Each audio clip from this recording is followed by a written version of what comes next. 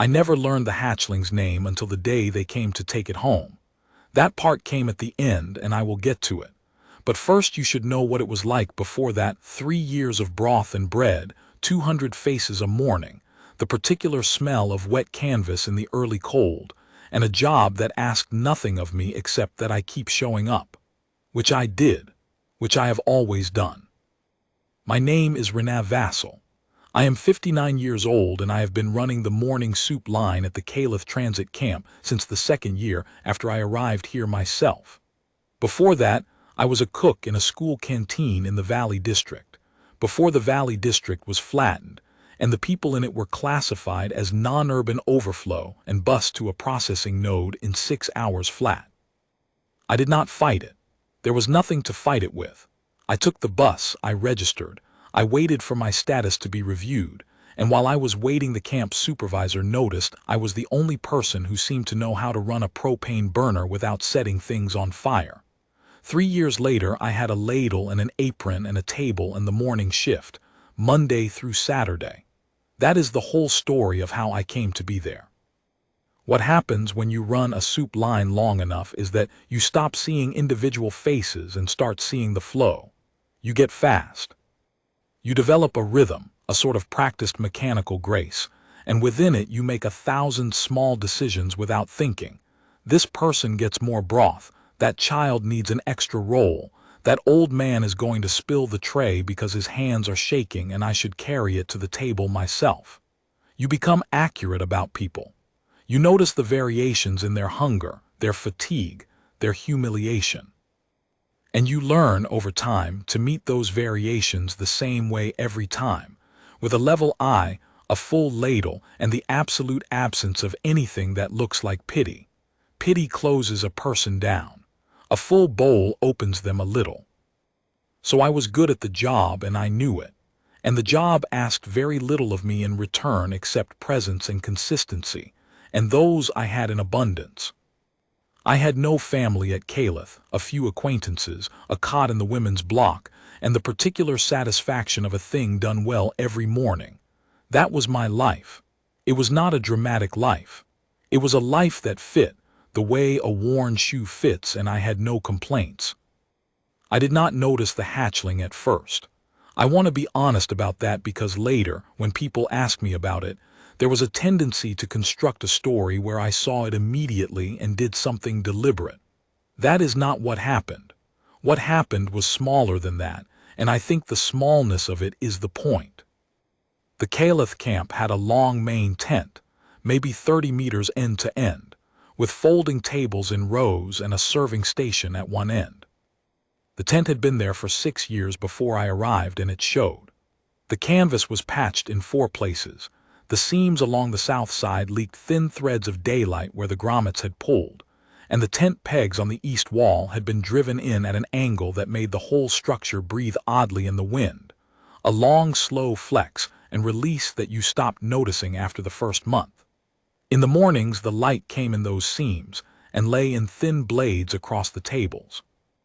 It was not beautiful, but it was consistent, and I had learned to love consistent things. The far end of the tent, away from the serving station, had 2 tables that were always set last because the benches were warped, and most people preferred not to sit there. A drainage channel ran under the corner, the ground was slightly lower there, and when it rained the edge of the tent wicked in a thin line of muddy water. It was, in other words, the worst corner of the tent. Nobody wanted it, which is probably why it went unremarked. I first noticed something in that corner around the 3rd week of October. Not something I saw clearly, something I was aware of without looking directly at it. A stillness that was slightly too specific. A mass in the shadow under the far left table that did not move the way a pile of blankets or a forgotten bag would move when the wind flexed the canvas.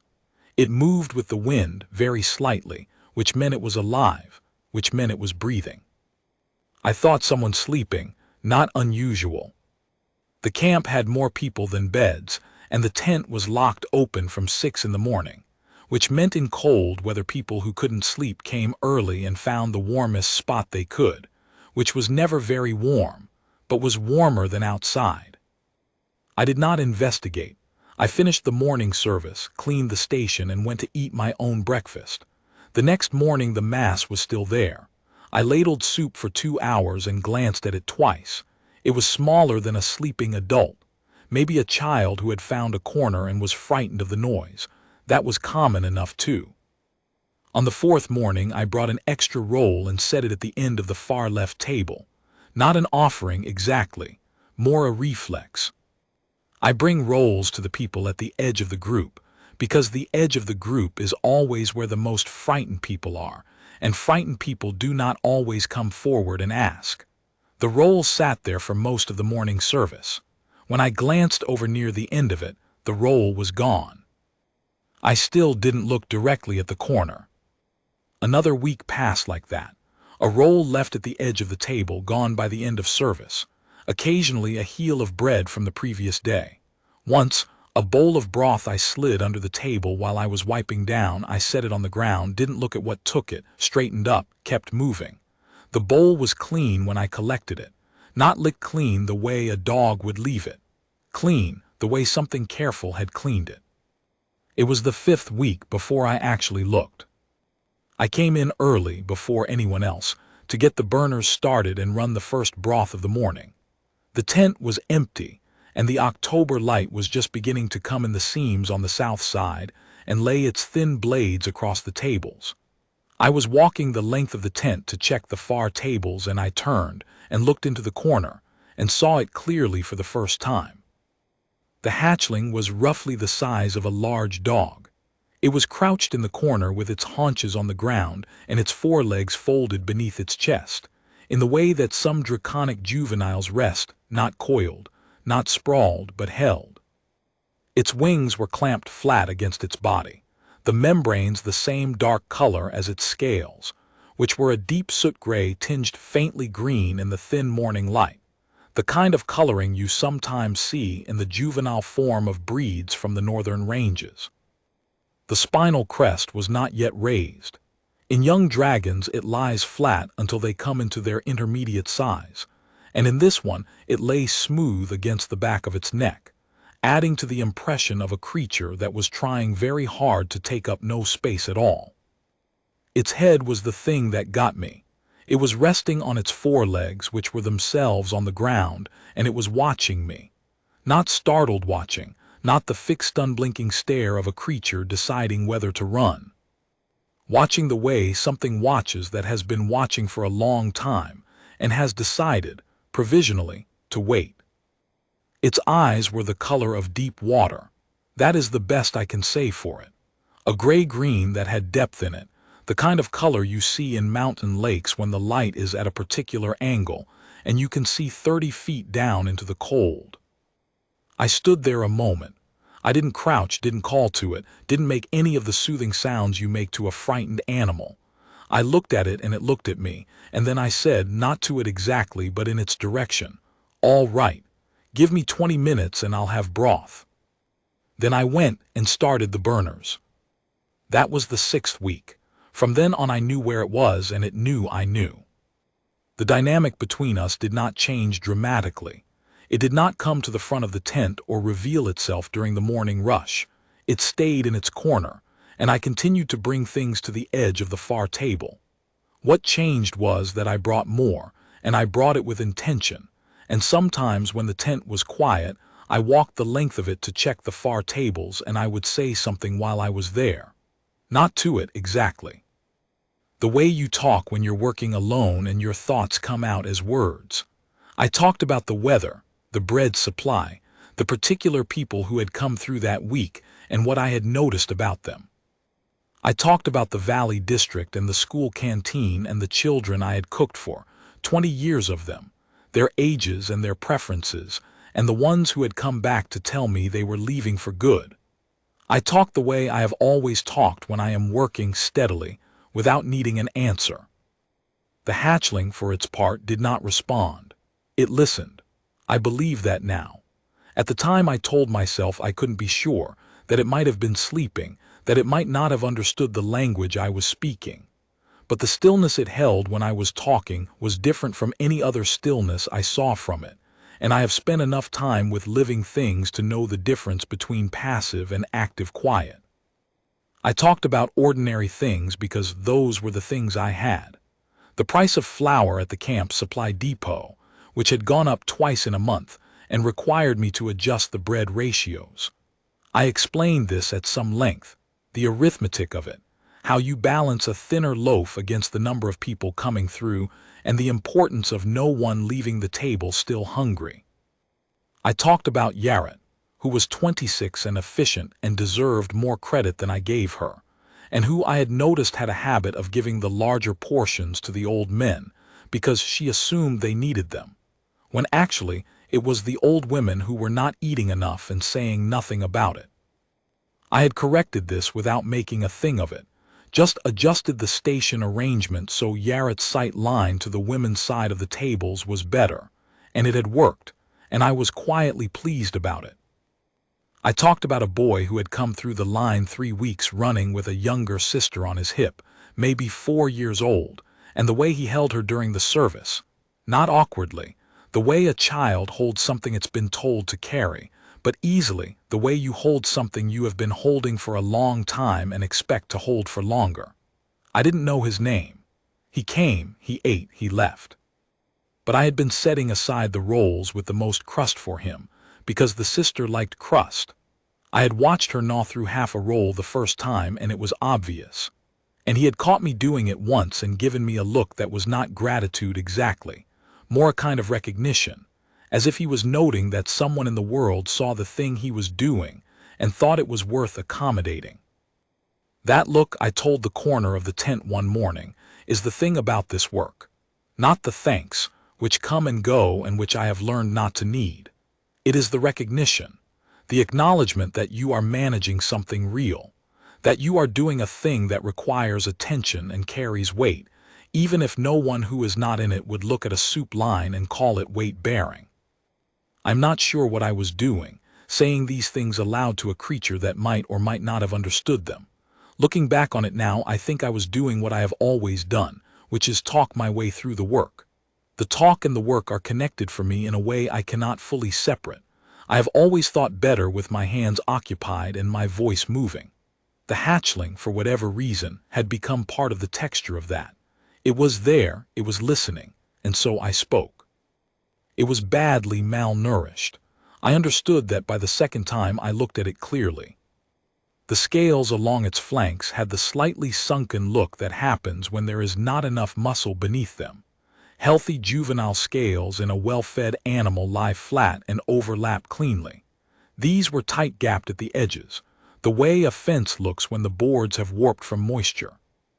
Its spinal crest, when I first saw it raised, which didn't happen until the 5th week, when it was startled by a noise from outside, and the crest went up reflexively and then slowly lowered again, was thinner than it should have been for a dragon that size. The wings, clamped as they were, showed lines of stress along the primary membrane where they had been held in one position for too long. Something that had been traveling. Something that had not had enough to eat for some time before it found the corner of my tent. I adjusted the portions accordingly. I will not make more of this than it is. I gave more food to a hungry creature that was in front of me. That is not a remarkable thing. That is what you do. The trouble with the camp enforcer came in the 7th week. His name was Brat. He was not a cruel man particularly, but he had a bureaucratic imagination, which is a particular kind of mind that measures the world in categories and becomes genuinely distressed when something does not fit the existing ones. He had done a tent census as part of a quarterly compliance check and had logged the hatchling as an irregularity, which it technically was, and had filed a note recommending its removal to a wildlife processing facility 40 kilometers north, which would have meant a cage and a number and no more broth. He told me about it on a Tuesday morning. I was between services, cleaning the ladle, and he came in with his clipboard and his particular expression, not unkind, not apologetic, just professionally certain. "The non-registered animal in the south corner," he said. "I've filed for a transfer. Probably next week." I said, "It's not doing anything." He said, "It's not registered." I said, "Neither were half the people who came through here last month before their paperwork cleared." He said that was different, and I said I didn't see how it was categorically different, and he said the categories were set by the Interspecies Coordination Bureau, and not by him or me. I said that was true, and I accepted that, and I asked him to give me a week to look into what the registration process was, because I had not been aware there was one, and perhaps, if there was a way to register it properly, the transfer order would not be necessary. He considered this for longer than I expected. Brott was not a bad man.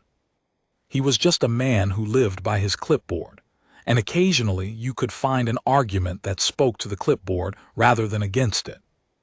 "1 week," he said. "If it's registered, it stays. If it's not, the transfer goes through." I thanked him and he left, and I turned and looked at the far end of the tent. The hatchling was watching from its corner. I had no idea what it understood of what had just happened. I spent the rest of that day trying to find out what the registration process was. The Interspecies Coordination Bureau had an office number that put you through to a recorded message, which directed you to a document portal, which was behind a login wall that required an institutional account. I did not have an institutional account.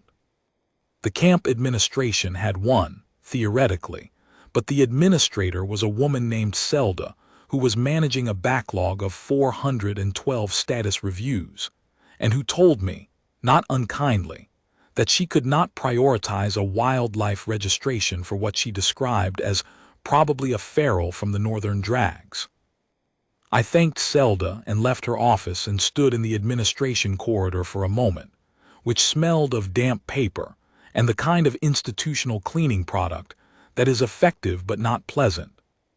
It occurred to me standing there that I had been in this corridor many times over 3 years, always with some administrative purpose: my own status review, the kitchen supply request form, the annual accreditation check for the food service tent, and that I had always resolved those purposes by locating the correct document and filling it in correctly and submitting it through the correct channel. The system, for all its frustrations, was navigable if you understood its grammar.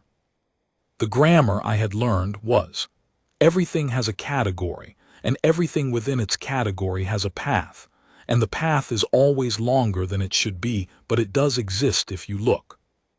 The problem with the hatchling was that it did not obviously belong to an existing category, which was, I thought, probably true of a great many things that needed help and did not get it, because the document portal did not have a tab for them.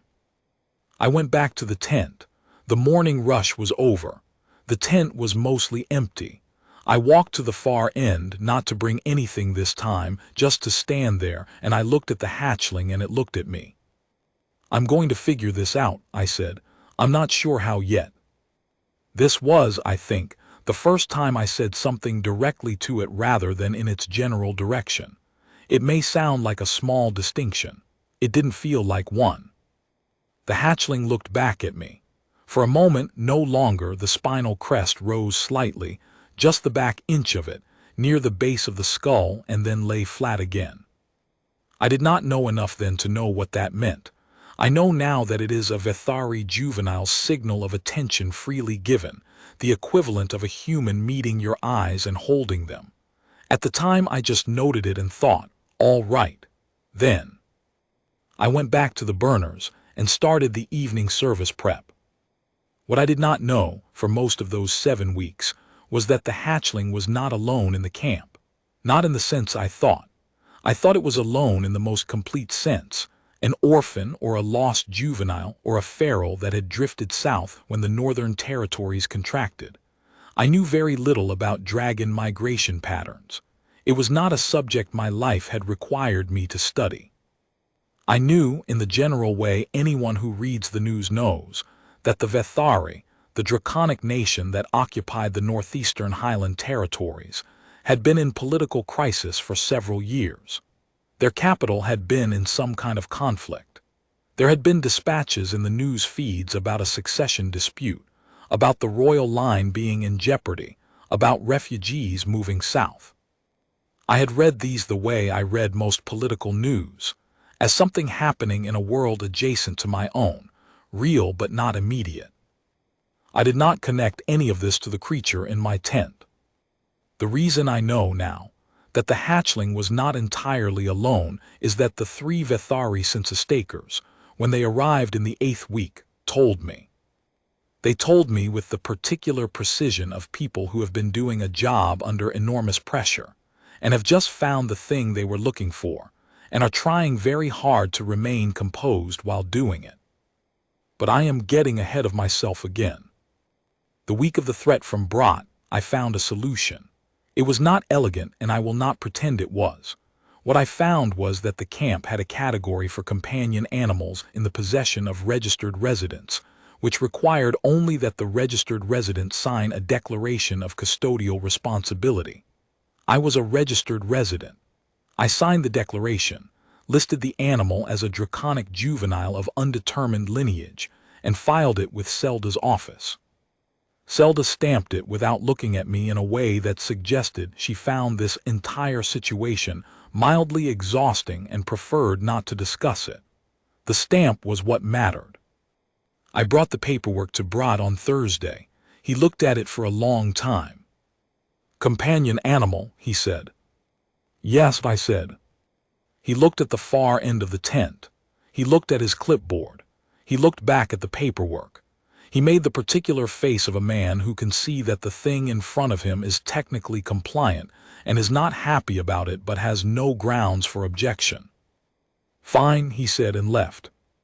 I went back to the serving station, finished the morning service, and that evening I brought 2 extra rolls to the far table and set them there and said, "You've got papers now."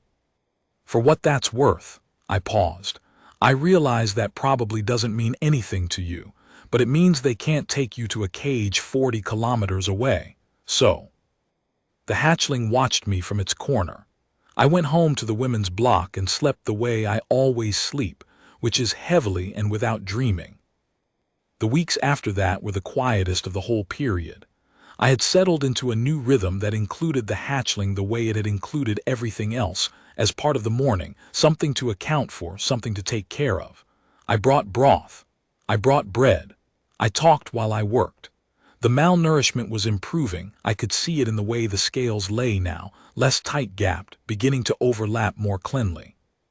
The spinal crest was rising a little when the tent filled with people, which was a sign of alertness and increasing confidence rather than fear. The wings were still clamped, but not so uniformly. Occasionally, when the tent was quiet and the morning light came in the seams and the hatchling was relaxed, I could see the left wing ease slightly away from the body, the membrane translucent where the light caught it, the fine structure of the supporting bones visible like a pressed leaf held up to a window. I started learning more. I told Zelda I was doing research for my own interest, and she gave me access to the administration's reference terminal, which had a species care database. The entry for Northern Highland draconic juveniles was not comprehensive, but it was enough to tell me I had been doing most things right by accident, and 2 things slightly wrong. The broth I had been making had too low a mineral content.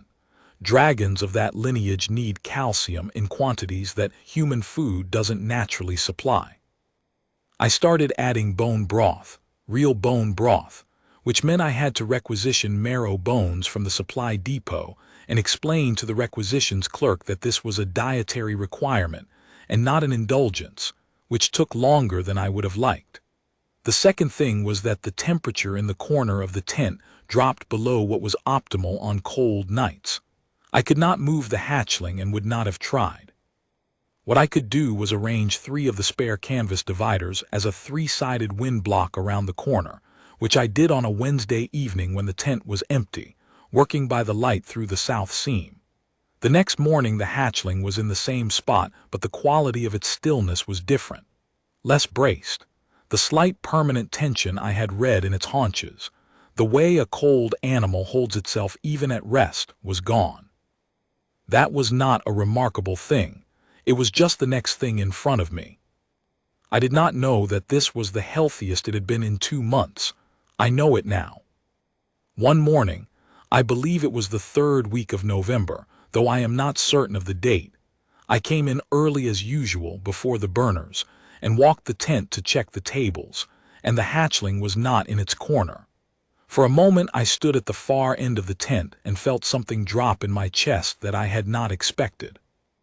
I had not understood until that moment how much of my morning I had organized around a creature I had never touched and rarely spoken to directly, and whose name I did not know. Then I looked down, and it was beside the second-to-last table, about 4 meters from its usual corner. It was watching me. It had moved itself, under its own decision, into a part of the tent it had not occupied before. A smaller distance than it sounds, but it was not a small thing. I stood still for a moment. I didn't want to do anything that would make it move back. "Morning," I said, and went to start the burners. After that it moved a little closer every few days. Not dramatically. A table's width, sometimes less. By the time the census takers arrived, it was sleeping, most nights, against the side wall of the tent, about 8 meters from my serving station, still away from the crowd during rush hours, but no longer in the far corner. The space between us had been shrinking the way a tide comes in, gradually, without announcement. The census takers arrived on a Wednesday morning in the last week of November. I say arrived, but what happened was that they appeared. I was halfway through the morning service. The tent was full, maybe 80 people, trays and voices, and the particular noise of a cold morning when people are sitting close together and grateful for something hot. And I was in the rhythm of the ladle and the roll and the level eye and the next person forward, and I looked up, and 3 of them were standing in the tent entrance. They were Vethari. I knew what Vethari looked like, the scaled humanoid form, which is what the Vethari take in their civic and administrative roles, rather than the full draconic form, which is what the northern breeds use in the ranges. They were taller than humans by a head, the scales covering their forearms and the back of their hands, and continuing up through the neck to the jaw, a deep slate blue in the one on the left, a bronze olive in the center one, a brighter copper in the one on the right. They wore the dark uniform of the Vethari Census and Registry Authority, which I recognized from news photographs. They were each carrying a case. They were standing in the entrance of my tent, and they were looking at the 80 people eating breakfast, and the 2 long rows of tables, and the serving station and me. The center one spoke. Its voice was low, and had the characteristic double register that Vethari voices carry in the civic form, a primary tone, and a subsonic undertone that you feel in your sternum more than you hear with your ears. It spoke in standard. "We are looking for an unregistered Vethari juvenile. We have reason to believe it may have entered the camp grounds in late September. This is the last unprocessed node in our search pattern." The tent had gone quiet. 80 people, most of whom had complicated relationships with authorities of any kind, had set down their spoons. I said, "What does it look like?" The center one opened its case and showed me a photograph. The hatchling in the photograph was clean and well-fed and standing straight, but the coloring was the same, soot gray with the faint green tinge, the watercolor eyes, the proportions I had spent 8 weeks learning the way you learn a place you return to daily. I said, "Yes, it's here." I came around the serving station and I walked the length of the tent. 80 people tracked me silently. I got to the wall where the hatchling was sitting, not in its corner, not in a far shadow, but against the wall, awake, watching the 3 census takers with a stillness I recognized. The same provisional stillness, the same waiting. I crouched beside it and said, quietly, not performing it for anyone, "There are some people here looking for you. I don't know who they are to you. I don't know if this is good or bad, but I think you should come and see." I stood up. The hatchling looked at the 3 census takers for a long moment, then it looked at me. Then slowly, it pressed itself against my leg. I felt the weight of it, the flank warm through my apron, the near wing folding slightly outward, the small hitch of its breathing. It had never touched me before. In 8 weeks of proximity and bread and broth and words aimed in its general direction, it had not once made contact. I stood there and felt that weight, and I kept my hands at my sides because I did not know what the correct thing was to do, and so I did nothing and just let it lean. The 3 census takers were very still. The center one made a sound I did not have a word for, not distress, not surprise exactly. Something between those two things, something that had the quality of a person who has been holding a breath for a long time and is slowly releasing it. "It is alive," said the one on the left, in standard but quietly, and I understood they were not speaking to me. "Yes," said the center one. "And it has," the one on the right began and stopped. They looked at each other, and then they looked at me, and then they looked at the hatchling pressed against my leg, and none of them seemed to know what to say, which was unusual for people who had arrived with a professional purpose. The center one spoke first. "Would you be willing to sit down?" I looked at it. I was in the middle of the morning service. There were 70-odd people behind me with trays and spoons, and the expectation of hot food. "Give me 20 minutes, I said. I went back to the serving station. I finished the service. I passed the ladle to Yaret, the younger woman who assisted on busy mornings, and I told her she had the station, and I went and sat down at the nearest table. The hatchling came with me, or rather moved when I moved, maintaining the same proximity it had established by the wall. It sat on the ground beside the table, close enough that its shoulder was touching my calf. The 3 census takers sat across from me. They placed their cases on the table and did not open them. "My name is Rena Vasil," I said. "I have been running the morning soup line at this camp for 3 years. In October I noticed I paused, not sure what word to use. The juvenile in the far corner. I started leaving food. It stayed. I registered it as a companion animal to prevent a transfer order from the camp enforcer. I don't know its name, and it has never spoken to me." The center one's name was Tesvar.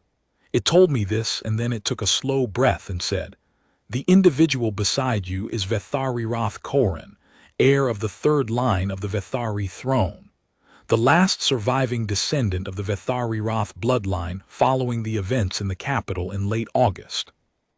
I looked at it. I looked at the hatchling, which was looking at something on the ground about a meter in front of it, in its habitual focused stillness. "How old is it?" I said. 11 months, said Tesvar. I thought about that. 11 months, barely past the hatching dependence stage, old enough to have been traveling alone for 2 months in a refugee camp, but not by much. "How did it get here?" I said.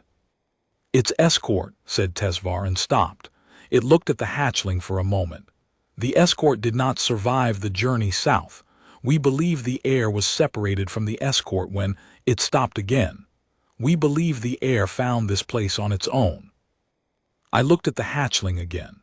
11 months old, separated from whoever had been carrying it south, and it had found the edge of a refugee camp and crawled under a table and watched a soup line for a week and a half before deciding to take the bread I left at the end of the table.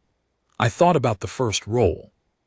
I had not even been certain there was anything under the table when I left it. It had been a reflex, bread at the edge for whoever was at the edge. Tesvar continued, "The Vethari court is reconstituting at the secondary capital in the Eastern Highlands. There are events underway that I am not at liberty to describe in full, but which make the heir's survival a matter of significant political consequence." It paused. "We have been searching for 11 weeks. The one on the right, its name was Caliph, said, "We had nearly exhausted our remaining search locations. There are 3 nodes south of the city we had not yet processed. This was the second. We would have come to this one in 2 days, said the one on the left, whose name I never caught. I looked at the hatchling. I said, "Is it all right? I mean, I know it was malnourished when it arrived. I've been feeding it as well as I can, but I don't know the specific dietary requirements. I've been giving it what I could. Broth mostly, bread, whatever was left from the service." Tesvar looked at the hatchling in a way that I recognized as a medical assessment, the way a nurse looks when they are reading a body for information. It said, "The nutritional recovery is significant. Given what we have established about the heir's condition at separation, the improvement is," it paused, "significant." "It was badly gapped along the flanks," I said.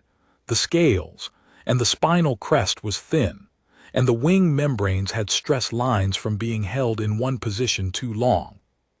Tesvar looked at me. "You know draconic juvenile physiology," it said. "No," I said. "I know what a healthy animal looks like and what an unhealthy one looks like. I've been cooking in institutional settings for 30 years. You develop an eye." The three of them looked at each other again.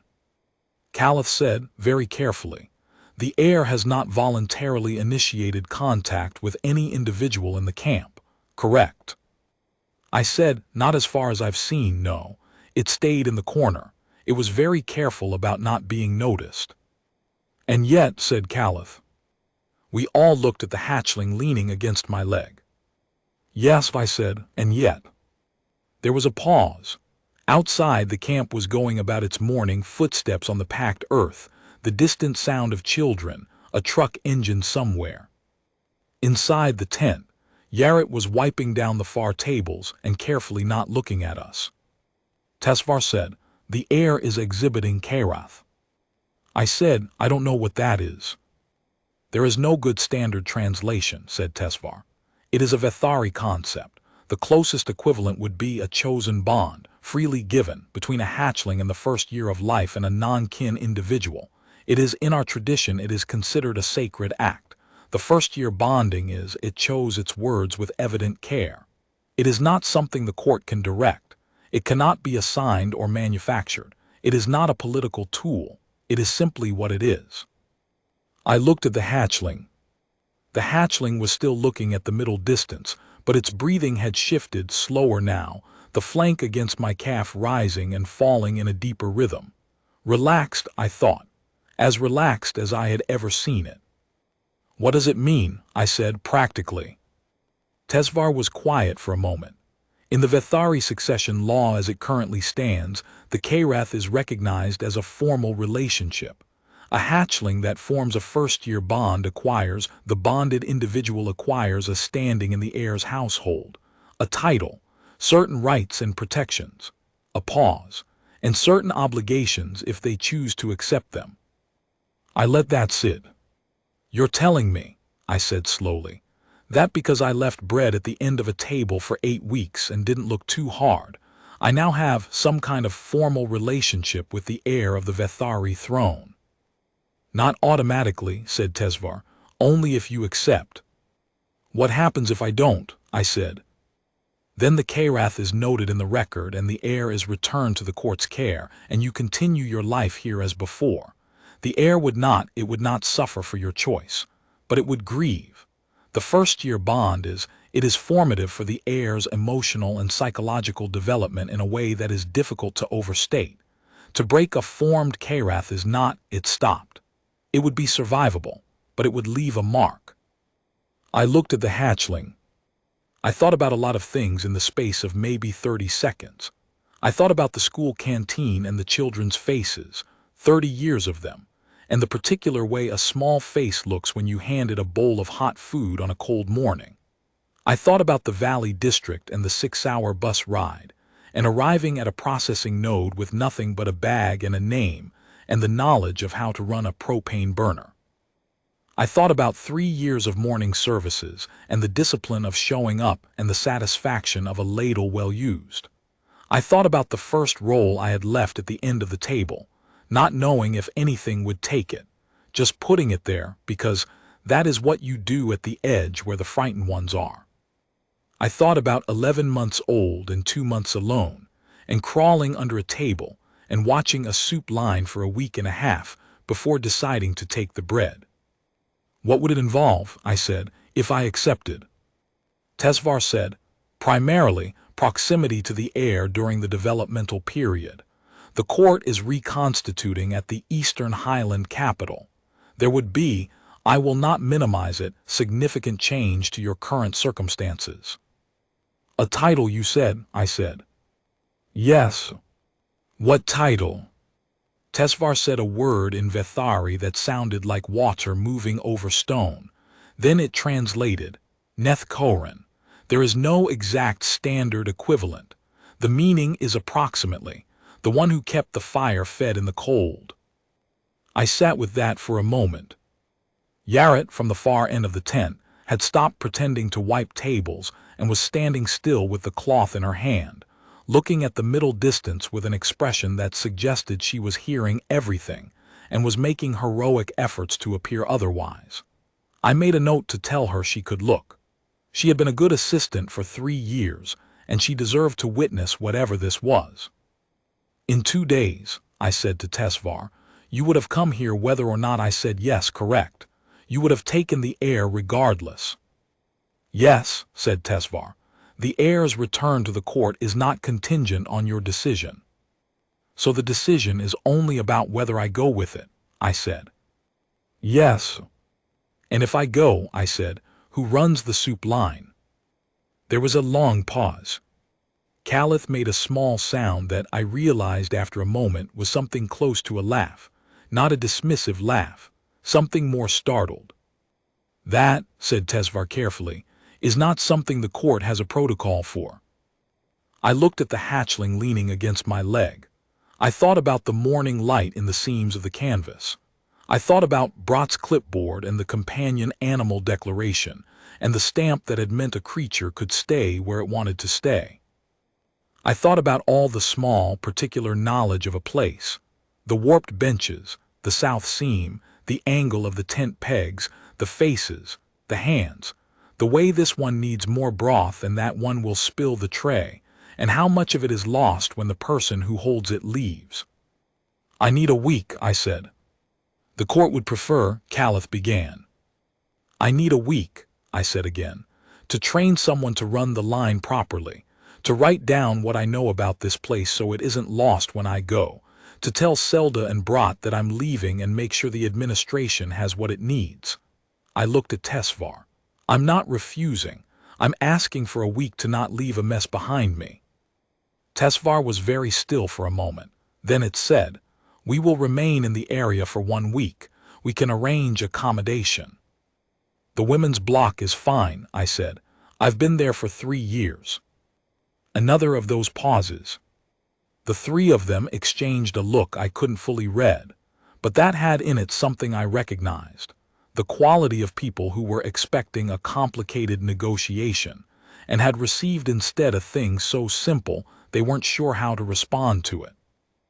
Neth Koran Vasil, said Tesvar, and used my name after the title without seeming to think about it.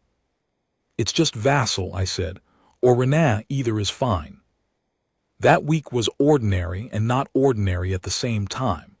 I trained Yaret.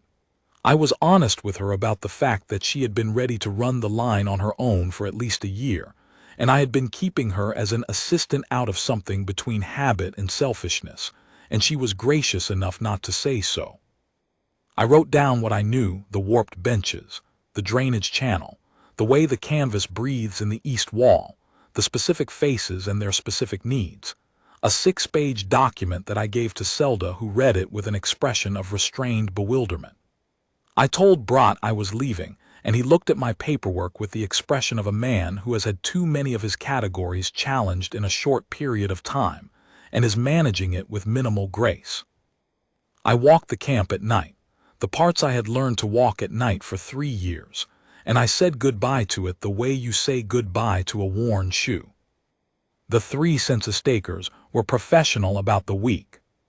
Tesvar came to the tent each morning to observe the handover, which I understood was not about the soup line, but was about monitoring Koran's status and behavior. It watched from the entrance and said very little. On the 3rd day it asked me, in the low double-register voice that I was beginning to get used to, how I had first known the hatchling was there. I told it about the stillness that was too specific, and the mass that moved with the wind. It was quiet for a moment. The heir was trained for concealment during the journey south, it said. By the escort, basic survival protocols.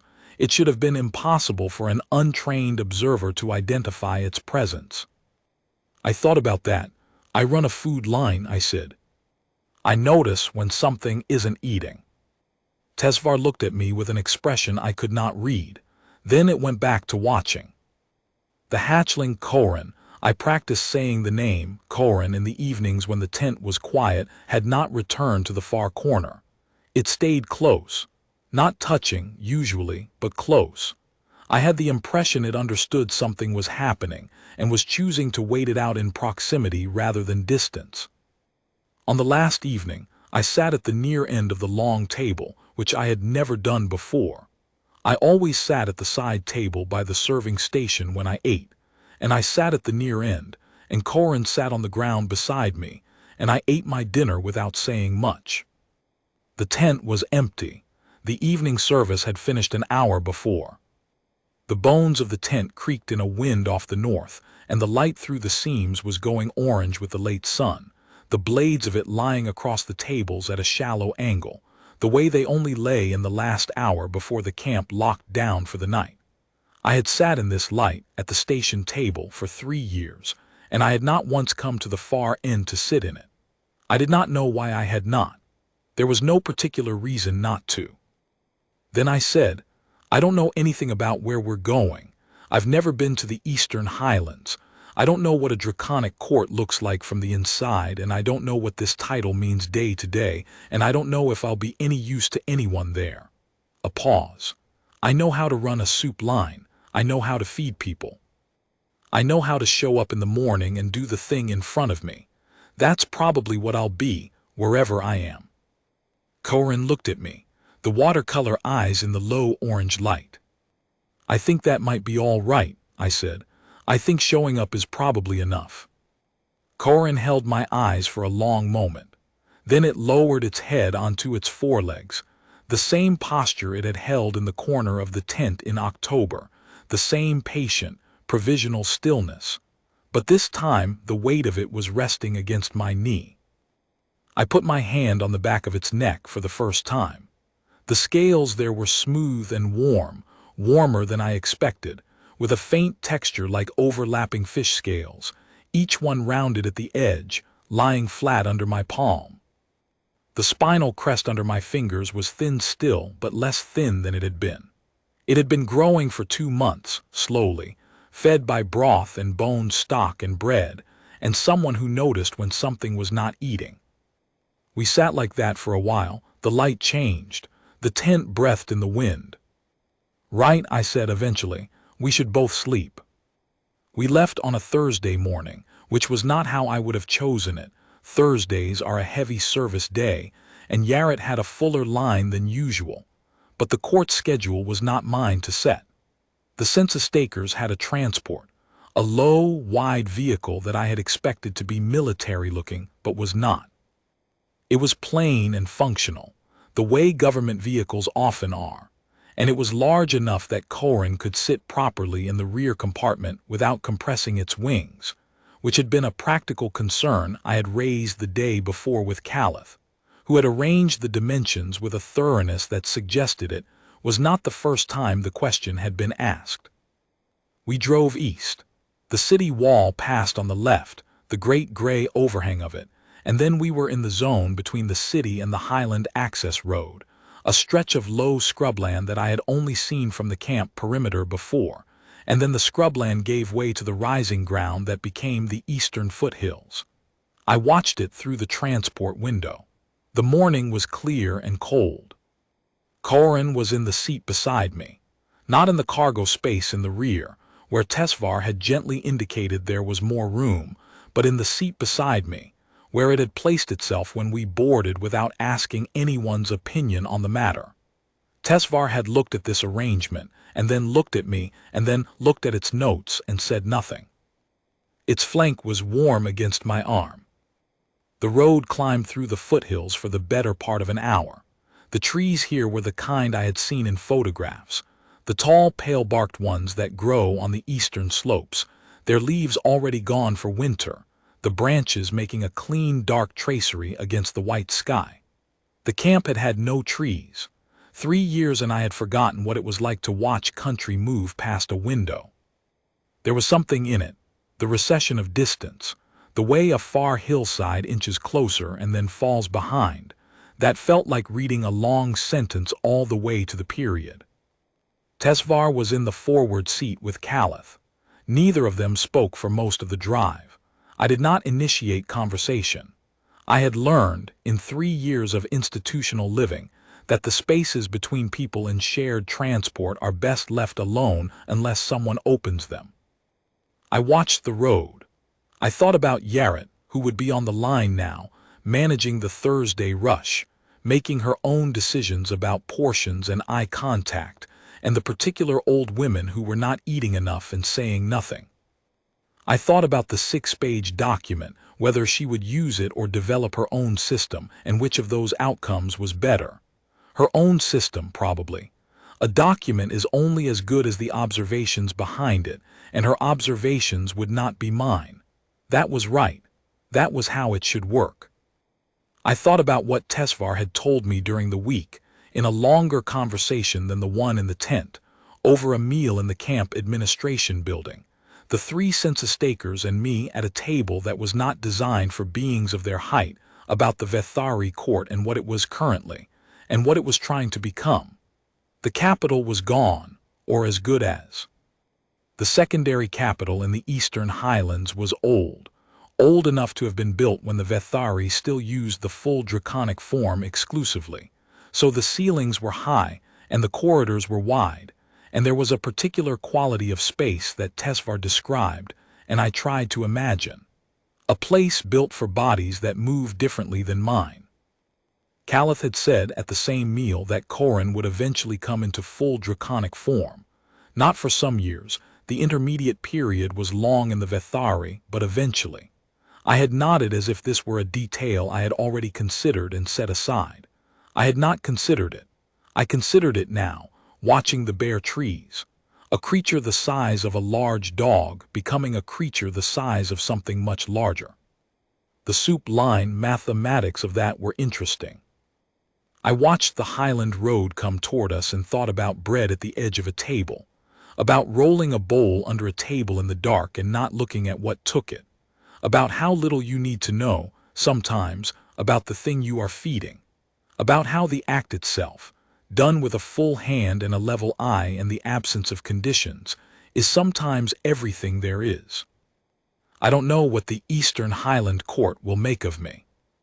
I don't know what Neth Korin means in practice, day to day, among people and creatures who have protocols for everything, and apparently no protocol for a soup line cook from a refugee camp who registered a royal hatchling as a companion animal to keep it out of a wildlife facility 40 kilometers north. I expect there will be some adjustments. I expect some of the court will not know what to do with me, and some will not approve, and some will watch and wait. The way creatures watch when they have been watching for a long time and have decided, provisionally, to see what happens next. That seems fine. I have spent most of my life being watched by people who weren't sure what category to put me in. I have found that if you keep showing up and doing the thing in front of you, the category eventually takes care of itself, or stops mattering. What I know is this. The air of the Vethari throne is warm against my arm on a cold morning. It has the same stillness it had in the corner of my tent, but the quality of the stillness is different now. In the tent, it was the stillness of something that has been traveling alone for a long time and has found a place to stop. This is something else. Something that has found a place and is carrying it with itself as it moves. I do not know the word for that in Vethari. Tesvar would probably know it. I will ask when we arrive. For now I watch the road come toward us and I think about bread at the edge of a table, and the thin light through canvas seams, and an 11-month-old creature curled under a far table watching a soup line for a week and a half before deciding the bread was safe to take. I think about what it takes to be worth trusting. I think mostly that it is less than we imagine. A roll at the end of the table, a bowl set on the ground without conditions. Showing up in the morning, consistently, for as long as showing up is needed. That is not a complicated thing.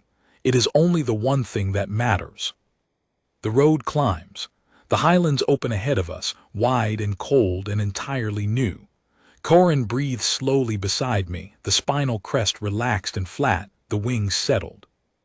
I have never been to the eastern highlands. I have no idea what they look like up close. I find that, after the third year in a camp that was never meant to be permanent, the not knowing is a thing I can carry. We drive east. The morning goes with us.